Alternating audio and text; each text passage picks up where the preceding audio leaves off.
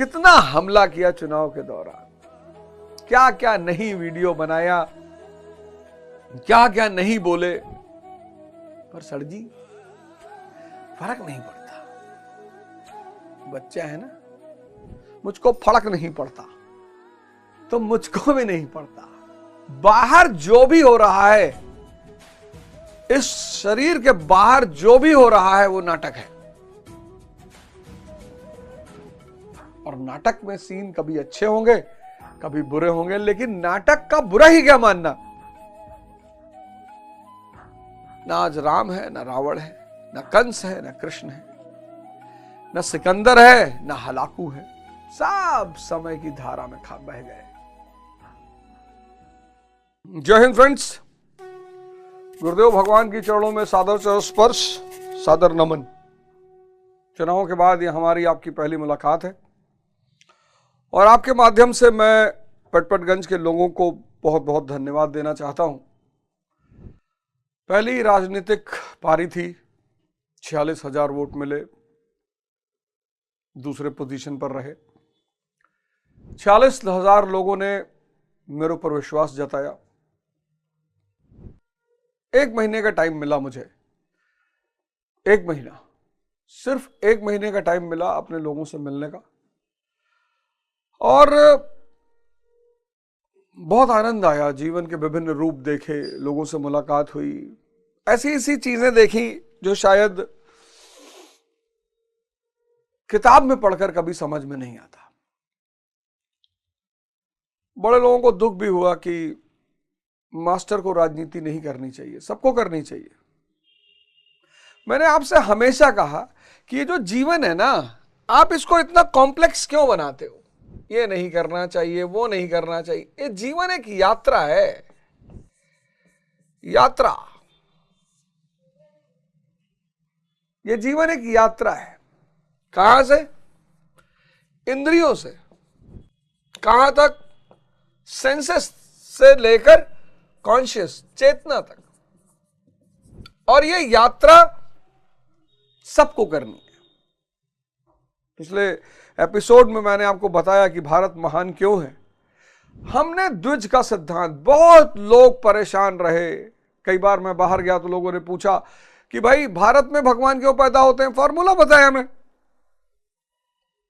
हमको फॉर्मूला पता है। सेंसेस, इंद्रियां, पशु भी रहता है, पर पशु के पास ऑप्शन नहीं है चैतन्य पर जाने का।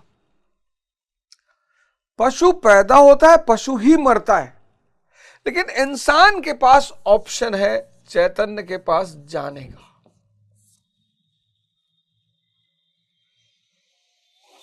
और इसके बिना कोई जीवन ही नहीं, क्योंकि पशु अपनी इंद्रियों का मिसयूज नहीं करता, इंसान अपनी इंद्रियों का मिसयूज करता है, और यही उसके दुख का कारण है। पशु को प्रजनन करना है, साल के 1 महीने में करेगा। उसके लिए प्रजनन क्रिया जो है वो आनंद नहीं है, इंसान के लिए है। पशु के लिए विभिन्न वैरायटी का भोजन आनंद नहीं है, इंसान के लिए है। पशु के लिए किसी को गाली देना, बुराई करना आनंद नहीं है, इंसान के लिए है। इंसान अपनी इंद्रियों का, अपने मन का अतिक्रमण, दुरुपयोग करता है। उस मन और इंद्रियों का सदुपयोग करना है एक महान यात्रा की तरफ जाने के लिए, और फिर आपके अंदर भगवत्ता के गुण पैदा हो जाएंगे। अब ये क्या है भगवत्ता के गुण? ये जो भगवत्ता के गुण है, जैसे प्रभु राम है, सबसे बड़ा एग्जाम्पल वही है, प्रभु राम। अब प्रभु राम जो है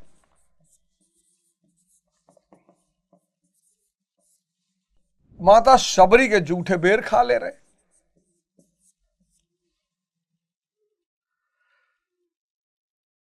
केवट राज से गले मिल रहे, समंदर से हाथ जोड़ रहे,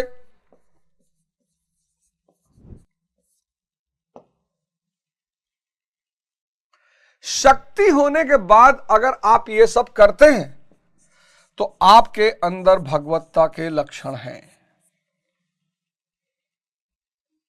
और अगर आपके अंदर भगवत्ता के लक्षण हैं तो आप भी भगवान हैं।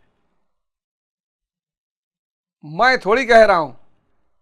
सिद्धार्थ यहां बैठे थे, सिद्धार्थ यहां बैठे थे, यहां बुद्ध यहां बैठे। बड़ा सिंपल सा कॉन्सेप्ट है, करना ही पड़ेगा। सिद्धार्थ यहां बैठे लेकिन बुद्ध यहां बैठे। परिवर्तन किया उन्होंने अपने आप को। अभी आगरा में फिर एक लड़के ने सुसाइड की, मनोज शर्मा ने। अतुल का केस इतना क्रिटिकल था ही। स्थितियां बिगड़ती जा रही हैं, स्थितियां बिगड़ती जा रही हैं और नित्य दिन बिगड़ती जा रही हैं। वर्धमान यहां बैठे, फिर महावीर यहां बैठे, नरेंद्र यहां बैठे, स्वामी विवेकानंद यहां बैठे। मैं आपसे कितनी बार बोला, मैं आपको कितनी बार कहा कि इस परिवर्तन की यात्रा शुरू करिए। मैं जानता हूं एक दिन में रिजल्ट नहीं मिलेगा और आपको तुरंत अपने जीवन को बदलना है, संभव ही नहीं है, संभव ही नहीं है। 4 चीजें आपको करनी पड़ेंगी, तब जाके आपके जीवन में परिवर्तन आएगा। 4, पहला, सेवा करनी ही पड़ेगी, कोई रास्ता ही नहीं है। सिख कर रहे हैं, दुनिया की सेकंड रिचेस्ट कम्युनिटी है, दुनिया की दूसरी धनी वर्ग है। आप देखो, अगर कहीं ना कहीं आप परेशान हो और गरीब हो तो आपका अहंकार बहुत ज्यादा होगा। जिन क्षेत्रों में लोग ज्यादा अहंकारी हैं वहां गरीबी है। आप सिखों को देखो, गुरुद्वारे में हजार हजार करोड़ के सिख गुरुद्वारे में चप्पल उठा के पोंछ रहे, गुरुद्वारे में झाड़ू लगा रहे, पोछा लगा रहे। सेवा है। सेवा से अहंकार गिरता है और जब अहंकार गिरता है तो विवेक पैदा होता है। यह है रोशनी।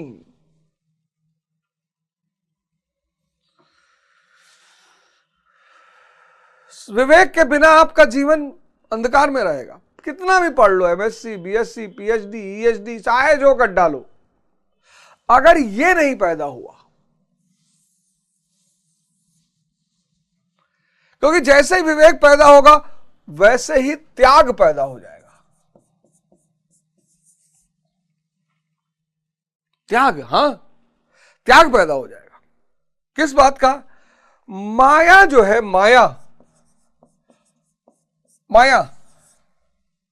यानी ये दृश्यगत संसार है। माया जो भी इन 2 आंखों से दिख रहा है वो माया है, क्योंकि वो बदल रहा है, चेंज हो रहा है। एक डिप आप गंगा में लेते हो और गंगा से बाहर निकलते हो। गंगा मैया से याद आया, महाकुंभ में आप सभी लोगों ने स्नान किया होगा। बहुत बहुत शुभकामनाएं आप सबको। भारत की एक बहुत बड़ी परंपरा है महाकुंभ, कुंभ, उस पर भी चर्चा करेंगे। और बहुत बहुत शुभकामनाएं, आपने इस परिस्थिति में जाकर गंगा जी में स्नान किया, बहुत बहुत संगम में आपने स्नान किया। लेकिन उस स्नान का महत्व तब होगा जब आप साधना शुरू करोगे, तो विवेक पैदा होगा, आप त्याग करना शुरू कर दोगे।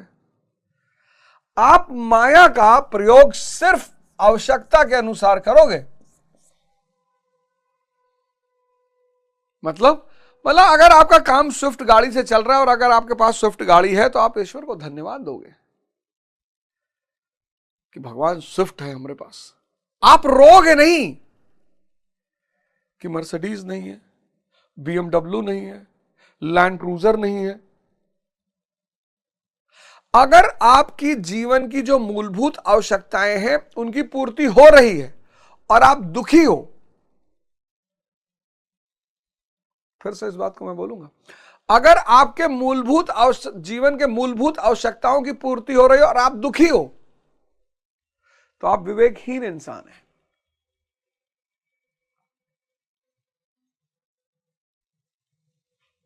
त्याग पैदा हो जाएगा। त्याग के साथ एक चीज शुरू हो जाएगी, तपस्या। अब ये क्या बला है तपस्या? तपस्या जो है वो आपको सुख से बचाएगी। आपको पता है खाना खाना है और बढ़िया मटर पनीर बनी है और शानदार बनी है, तो जीभ के लिए नहीं खाना है, पेट के लिए खाना है। यह है त्याग। अगर आप जीभ के लिए खाओगे तो 2 किलो मटर पनीर खा जाओगे और फिर अजगर की तरह पड़े रहोगे।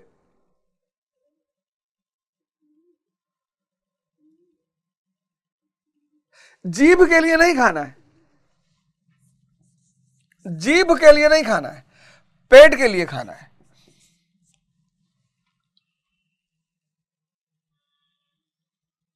धीरे धीरे सुखों का, आप सुख को छोड़ते जाओगे। यही तपस्या है। और जब ये तपस्या आपकी निरंतर चलने लगेगी तो वो साधना में कन्वर्ट हो जाएगी। हर चीज में जब आप इसको लगा दोगे तो वो साधना में कन्वर्ट हो जाएगी। और ये 4 चीजें, सेवा, त्याग, तपस्या और साधना, ये 4 चीजें आपके जीवन में क्रांति ले आएंगी। दावा है मेरा। हम ध्यान नहीं कर रहे होते कितना हमला किया चुनाव के दौरान, क्या क्या नहीं वीडियो बनाया, क्या क्या नहीं बोले, पर सर जी फर्क नहीं पड़ता। बच्चा है ना, मुझको फर्क नहीं पड़ता तो मुझको भी नहीं पड़ता। बाहर जो भी हो रहा है, इस शरीर के बाहर जो भी हो रहा है वो नाटक है। और नाटक में सीन कभी अच्छे होंगे कभी बुरे होंगे, लेकिन नाटक का बुरा ही क्या मानना। ना आज राम है, ना रावण है, ना कंस है, ना कृष्ण है, ना सिकंदर है, ना हलाकू है। सब समय की धारा में बह गए।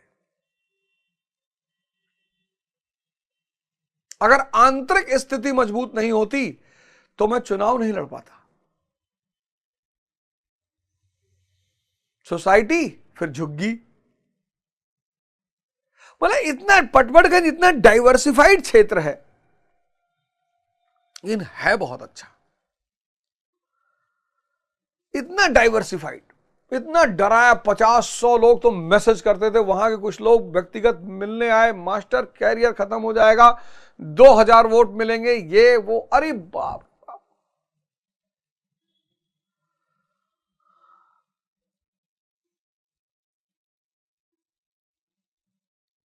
और न जाने क्या क्या। पर मुझे पता था कि ये करना है, मतलब करना है।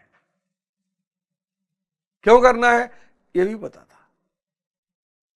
ये 4 चीजें आप करना शुरू कर दीजिए। पहला ये शुरू कर दीजिए, आपका मंदिर है बगल में, मस्जिद है बगल में, गुरुद्वारा है बगल में, चर्च, आप जो भी है, पहले तो आप इसको पकड़ लीजिए। यही है गुरु मंत्र। सबसे बड़ी चीज यही है, सेवा। इसलिए जब आप आश्रम में जाते हो, आपसे आप देखोगे, आश्रम जाओगे किसी आश्रम में तो आप पता लगा कोई पुराने डीजीपी हैं, झाड़ू लगा रहे हैं, इसीलिए कराया जाता है। इसीलिए भारत को ही यह सूत्र पता है कि विवेक पैदा कैसे किया जाता है। बहुत बड़े बड़े घरों के बच्चे बड़े बड़े स्कूलों में पढ़ रहे हैं, उनके माँ बाप निराश हैं, कहते हैं अंग्रेजी तो बोल लेता है, पैकेज इसको मिल रहा है 1 करोड़ रुपए का, पर विवेक नहीं है। नहीं होगा सर, वो भारत की व्यक्तिगत खोज है। कुछ चीजें हैं ना जो भारत की व्यक्तिगत खोज है, द्विज, योग, ध्यान, विवेक, ये भारत की व्यक्तिगत खोज है। ये ताकत है भारत की।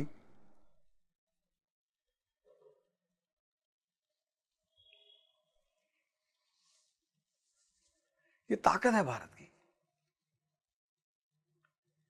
मैं पहले जब पढ़ूं, मैं देखूं कि ये जितने बड़े लोग हुए, संत महात्मा हुए, लोगों ने इनको बहुत परेशान किया, इन्होंने पलटकर जवाब क्यों नहीं दिया? क्योंकि ये बात मेरे समझ के बहुत परे थी। ऐसा क्यों हुआ? सिर्फ एक वजह है, जब इन्हें दिखाई पड़ गया कि ये बेचारे तुम्हारी स्थिरता का राज खोज रहे हैं, तुम्हारी शांति का राज कह रहे, तुम इतना हो गए, हमें बताओ ये बुरे नहीं है।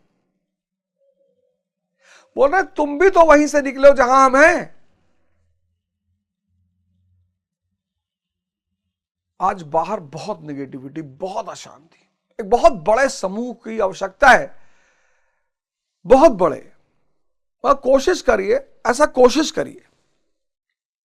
कोशिश करिए कि नेगेटिविटी से दूर रहिए। हालांकि संभव नहीं है, क्योंकि सोशल मीडिया की कमाई ही नेगेटिविटी है। एक बाबा है, उनको बेचारे को नाहक में परेशान किया जा रहा है। आईआईटी बाबा कहा जा रहा है उन्हें। ठीक है, मतलब इंडियन मीडिया के पास स्टॉक एक्सचेंज डिस्कस करने का टाइम नहीं है। बड़े बड़े टीवी चैनलों को मैं देख रहा हूं, उसको बेचारे को परेशान कर रहे हैं। सिर्फ क्या है? टीआरपी। सिर्फ स्टूडियो में बुलाए, 2-3 संत और बुला रखे थे, उन संतों ने दौड़ाया उसको, उल्टी सीधी बात बोली। आज जो सबसे ज्यादा पैसा आ रहा है वो नेगेटिविटी से आ रहा है। तो जहां पैसा आएगा, इसलिए मैं आपको बोल दूं, आप में से बहुत सारे लोग ट्रोलर्स से बड़े वो परेशान होते हैं, बड़े डरे हुए हैं, आपकी हिम्मत नहीं पड़ती। मैंने कई लोगों को देखा कि वो ऐसी स्थिति में आ गए ट्रोलिंग होने के बाद कि उन्होंने मतलब दोबारा यूट्यूब देखना ही छोड़ दिया। नहीं, नेगेटिविटी से पैसा आ रहा। आप जब भी किसी की बुराई कर रहे हो, खासकर अगर वो आदमी पब्लिक फिगर है, तो उसकी व्यूअरशिप बढ़ जा रही है, सब्सक्राइबर बढ़ जा रहे हैं। पहले लोग कहते थे ना बुराई करने से क्या फायदा, आज बुराई करने से पैसा आ रहा है। और जिस देश में 60 से 70% लोग डिप्रेशन में बैठे हो, वो तुरंत गाली देना शुरू कर देंगे, तुरंत उल्टा सीधा बोलना शुरू कर देंगे।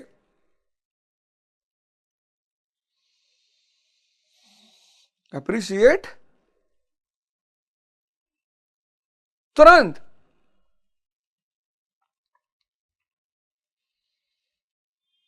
और अगर आप ध्यानी नहीं है तो आप मारे जाएंगे।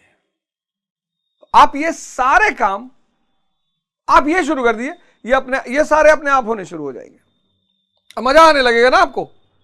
विवेक रोशनी है। अब पिछले अध्यायों में हमने डिस्कस किया कि बुद्धि, विवेक ये कैसे पैदा होती है, इसका तरीका क्या है और इसके रास्ते क्या है। तो अब हम आते हैं 58वें श्लोक पे, जिसकी हमने चर्चा की कि जैसे कछुआ अपनी इंद्रियों को समेट लेता है, लेकिन कछुआ जब खतरा टल जाता है तो फिर वो बाहर निकल आता है। कछुआ अपने अंगों को समेट लेता है खोल के अंदर, लेकिन जब खतरा टल जाता है तो फिर अपने आप को खोल के बाहर ले आता है। तो का सवाल यह है कि क्या इसी प्रकार स्थिति प्रज्ञ महापुरुष भी विषयों में रस लेने लगते हैं? अब जो स्थिति प्रज्ञ है उसने अपनी इंद्रियां समेट ली। अब जब उसने अपनी इंद्रियां समेट ली तो क्या दोबारा वो इंद्रियां बाहर आती हैं? अब मैं आपको एक कॉन्सेप्ट यहां पे समझा दूं। चैतन्य और इंद्रियां, और जब भी हम इंद्रियां कहेंगे तो अकेले नहीं कहेंगे, इंद्रियां और मन का गहरा संबंध है। मन के बिना इंद्रियां नहीं हो सकती।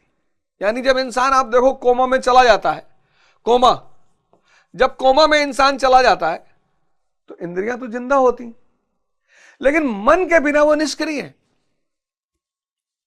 और इंद्रियों के बिना मन नहीं है। आप कहोगे कैसे? बीमारी,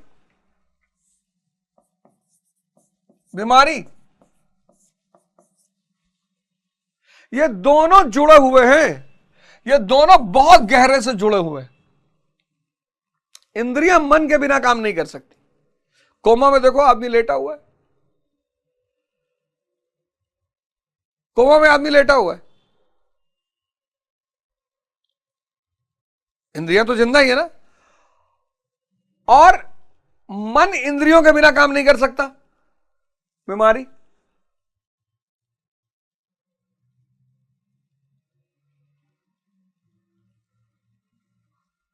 मन है, इंद्रिया। और ये गहरा संबंध सिद्धार्थ को दिखाई पड़ गया। सिद्धार्थ ने क्या देखा? एक बीमार आदमी देखा, बीमारी में इंद्रियां निष्क्रिय है। एक वृद्ध आदमी देखा, वृद्ध में इंद्रियां निष्क्रिय है। मृत्यु देखा, निष्क्रिय है। तो सिद्धार्थ का दिमाग एक स्पेशल दिमाग है। स्पेशल दिमाग जो होते हैं वो गहराई वाली चीजों को देख लेते हैं। फिर सन्यासी देखा तो बोला ये इंद्रिय सुख के पीछे नहीं है लेकिन आनंदित है, यानी इंद्रियों से बाहर भी कोई सुख है। और वहीं से शुरू हुई सिद्धार्थ की खोज, और उस खोज ने सिद्धार्थ को बना दिया बुद्ध, परम आनंद। लोगों को मैं सुनता हूं कभी कभी कहते हुए कि अरे बताओ, घर छोड़ दिए बेचारे, राज्य छोड़ दिए भैया, भैया पत्नियां छोड़ दिए, बच्चा छोड़ दिए भैया। इस देश में लोग त्याग को बड़ी हीन भाव से देखते हैं, लेकिन जहां सुख के बदले आनंद मिल रहा हो, परमानेंट एक्सटेसी, परमानेंट, एक सेकंड भी बाहर की घटनाओं का अंदर प्रभाव ही नहीं पड़ रहा है, तो जब ये इंद्रियां और मन साधना से गायब हो जाते हैं, सिर्फ यही बचता है।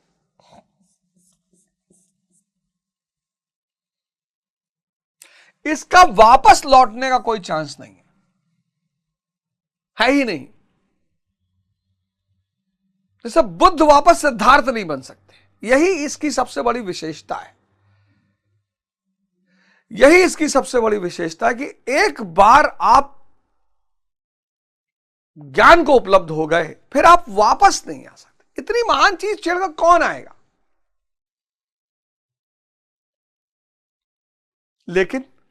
लेकिन अब कबीर है, ये विवाह किए हुए हैं, 2 बच्चे हैं इनको, ज्ञानी होने के बावजूद। भाई लोग कहते हैं ना कि जब आपको सब पता चल गया कि सब माया है, सब झूठ है, तब आप परिवार क्यों बसा रहे हैं? समाज का हिस्सा है। ये जो वर्ग होगा वो अगर संसारी बन के रहेगा तो आवश्यकतावश, करुणावश, बहुत सारे लोग ज्ञान को उपलब्ध हो गए, चले गए, पता ही नहीं चला, हिमालयों से ऊपर, कैलाश से ऊपर निकल गए, छोड़ो यार, अब कौन जाएगा वापस दुनिया में। लेकिन भगवान विष्णु वैकुंठ से नीचे आते हैं। मैंने बार बार कहा कि एसी से, जनरल से एसी में जाना आसान है, लेकिन एसी से जनरल में जाना इम्पॉसिबल। भाई साहब, ये जो 1 महीना लड़ाई लड़ी मैंने ना, एसी से उतर के जनरल में चले गए।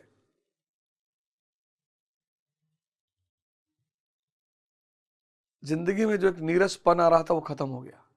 लोगों से मुलाकात हुई, अनुभव हुआ, जीवन, वास्तविक जीवन के बहुत सारे और रूप देखे।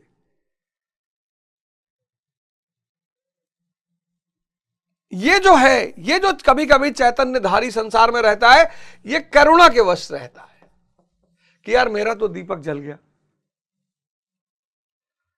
कुछ और लोगों को इस गंदगी से बाहर निकालो, कुछ और लोगों को इस भटकाव से बाहर निकालो। तो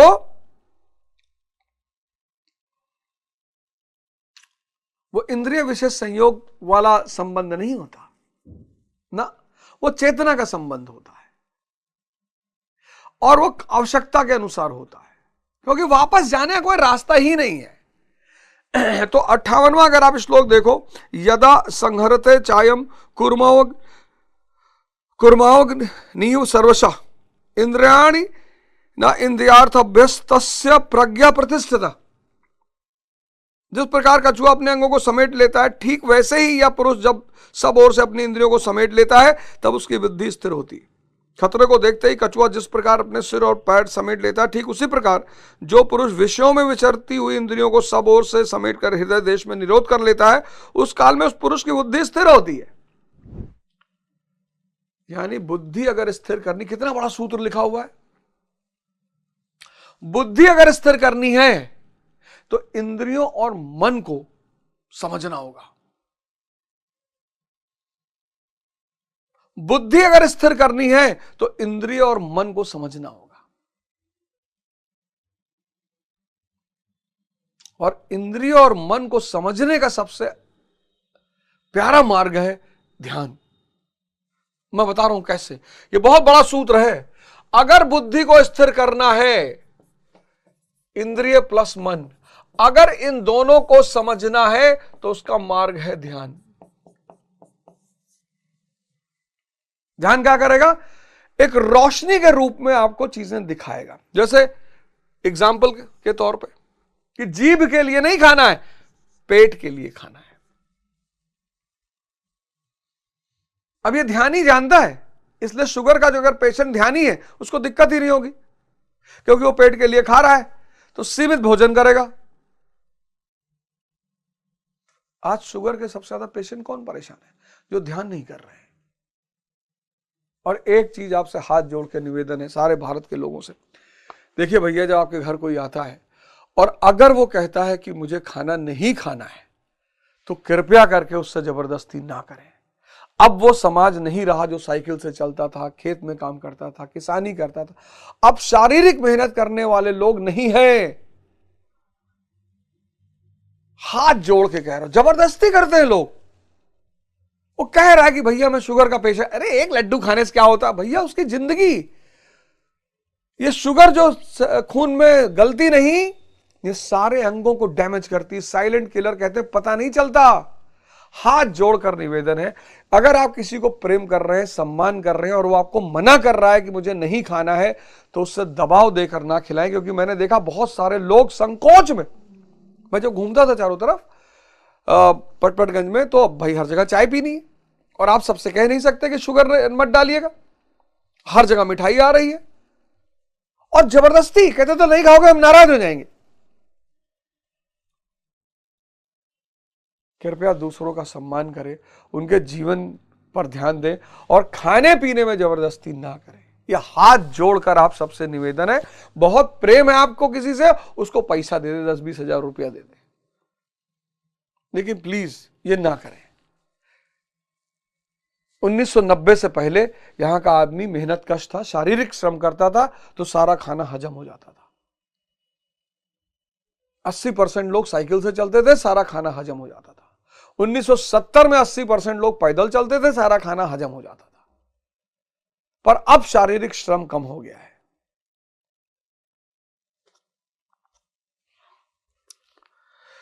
तो अब ध्यान करेंगे आप, तो आप पेट के लिए खाएंगे, ध्यानी पेट के लिए खाएगा।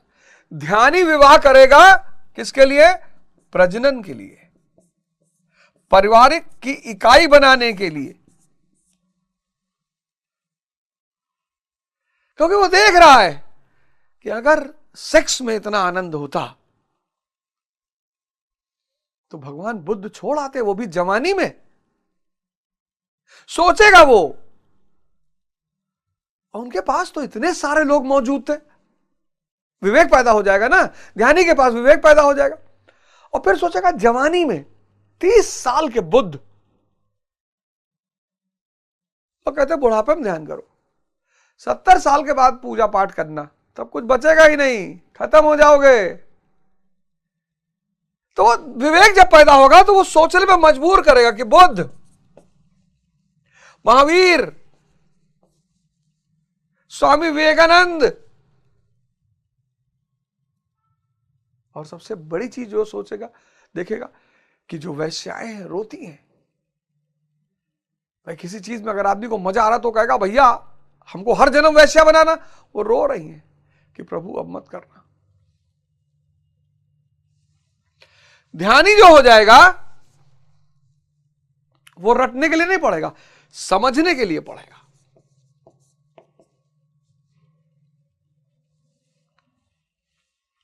रट रहे पूछो ये बिजली क्यों पैदा हुई है, जो बिजली बनी क्यों पैदा हुई? बिजली, अबे थॉमस अल्वा एडिसन ने बल्ब बनाया तो क्यों बनाया? क्यों बनाया? उसकी पत्नी कह रही थी उससे, इतनी कह रही थी उससे, नहीं नहीं कुछ कारण था, कोई उसको गाली दिया था रात में, तो उसका चेहरा वो नहीं देख पाया था, तो फिर उसको लगा कि ऐसे तो हर आदमी को लोग कोई अंधेरे में गाली देता होगा। बताओ, अरे 18वीं शताब्दी से पहले कृषि अर्थव्यवस्था थी। कृषि अर्थव्यवस्था सिर्फ दिन में हो सकती है, रात में नहीं हो सकती। 20 बीघा खेत में ट्यूबलाइट लगा के जुताई करोगे?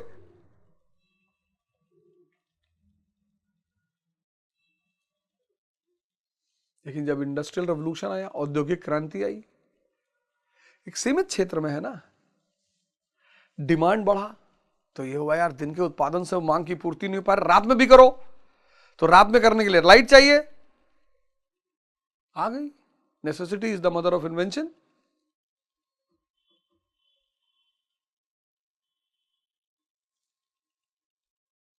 ध्यान तुम्हें इस विवेक पैदा कर देगा, और विवेक इस इंद्रिय और मन के जाल से धीरे धीरे तुम्हें बाहर निकालने लगा। और एक बार, किंतु यह तो एक दृष्टांत मात्र है, खतरे का एहसास मिटते ही कछुआ तो अपने अंगों को पुनः फैला देता। क्या इसी प्रकार स्थिति परक महापुरुष भी विश्व में रस लेने लगता है? इस पर कहते हैं, क्यों लेगा विश्व में रस जब विवेक पैदा हो गया? और विवेक धीरे धीरे साधना बढ़ा देगा, और अंतिम में आप चैतन्य पे आ जाओगे, निरंतर आनंद की स्थिति में रहोगे। तो जब आंतरिक स्थिति निरंतर आनंद की है, तो बाहर आप विषयों में क्यों रस लोगे? आज आप विषयों में रस क्यों लेते हो? आज आप विषयों में रस सिर्फ इसलिए लेते हो, मनुष्य और बुद्ध, अब इनको विषयों में रस नहीं लेना है,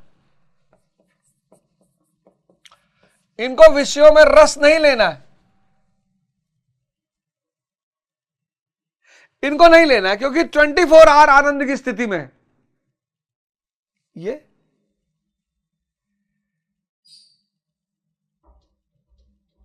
जब मिठाई रसगुल्ला खाएगा तो जितनी देर खाता रहेगा मन गायब हो जाएगा, क्योंकि सुख में मन गायब हो जाता है। इसका सुख इसकी इंद्रियों से जुड़ा हुआ है, तो ये भागेगा ही, इसको सुख चाहिए, भागेगा। इसीलिए सुख की तुलना किससे की गई? मृग तृष्णा से।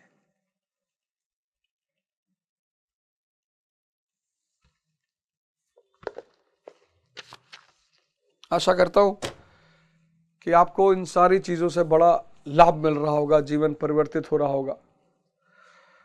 और निश्चित तौर पर आज के समय में अगर आपको जीना है अच्छे ढंग से, तो हाथ जोड़कर करबद्ध निवेदन है कि कृपया करके ध्यान के रास्ते पर आ जाइए।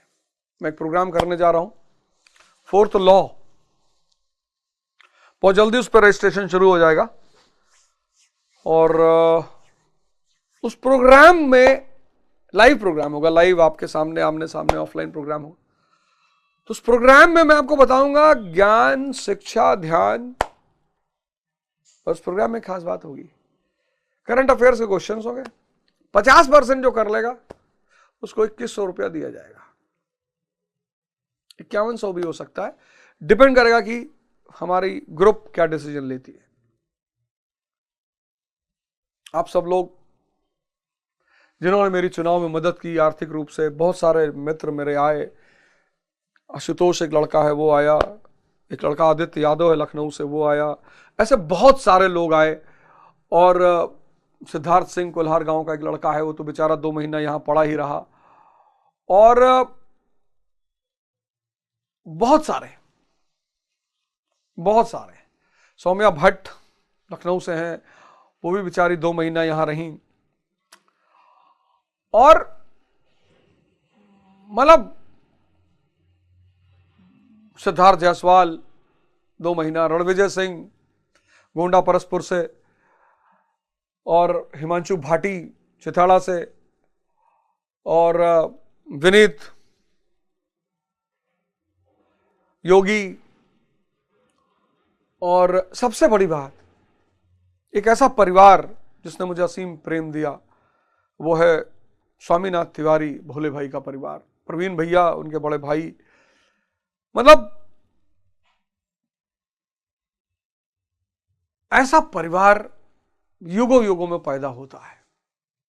पूरे परिवार, पूरे इलेक्शन के दौरान हमारे, मतलब क्या नहीं किया उन लोगों ने।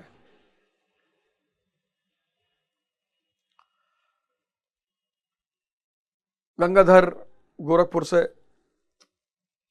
और हमारी श्रीमती जी मंजरी ओझा पूरा जीवन, मेरी बहन ऋचा ओझा, और